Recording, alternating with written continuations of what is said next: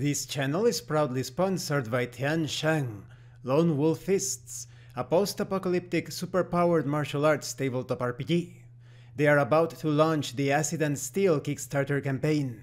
This expansion brings so many things to the table: robotic characters, damned heroes, demonic asuras, martial arts techniques, bestiaries, lore, and many other things. This is your chance to own both the core book and the expansion book in physical format. You will find a link to the Kickstarter in the description and in the pinned comment. This channel is also proudly sponsored by Evil Genius Games, the publisher of Everyday Heroes, a modern adventures tabletop RPG, compatible with many settings and adventures featuring movies such as Highlander, Kong, Universal Soldier, just to name a few. Make sure that you use my code when you make purchases in their website for a 10% discount. You will find the link in the description and in the pinned comment as well. This channel is also proudly sponsored by The Red Room Publishing. Please check out their store for exclusive tabletop RPG products. They have recently released The End of Innocence, a tabletop RPG of nostalgic and supernatural adventures, childhood adventures. You will find the link in the description and in the pinned comment as well, and make sure that you check out their ongoing contest. Hi, welcome to this part of my review featuring His Majesty the Worm. If you haven't seen the other parts of my review, featuring this new school style with old school sensibilities, tabletop RPG, please check out the playlist in the description below. This time we are going to talk about talents and experience. Talents are the special abilities that set you apart from the rest of the filthy peasants and help you survive delves into the underworld. A talent can be either unknown, mastered, in training, or mentored.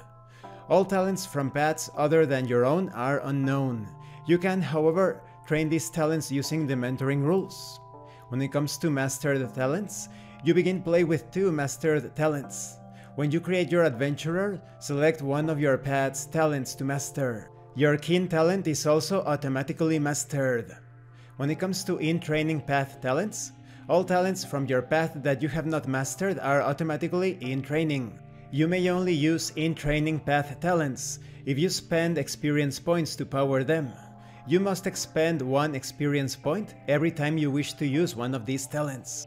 When it comes to mentored talents from other paths, to train a talent from another path, you must first find a willing trainer who has mastered that talent. Both the trainer and the adventurer must use the Train Camp action or the Train City action. During this action, the adventurer in training invests experience points into the mentored talent. The adventurer in training may then use the new talent a number of times equal to the experience points invested.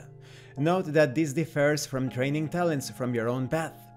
Let's talk about experience. Experience points represent an adventurer's skills, improving as they adventure, of course. You spend experience points to use talents that you have not yet mastered, as hinted at earlier. During play, if nobody else is currently pursuing their quest, you may declare your quest to the rest of your guild. If everybody agrees to help you, every player, including you, gains 3 experience points. When the guild completes a quest, every player gains 3 experience points. A guild can only pursue 1 quest at a time. Once 1 quest has been completed, someone else should speak up and share the reason they are descending into the underworld.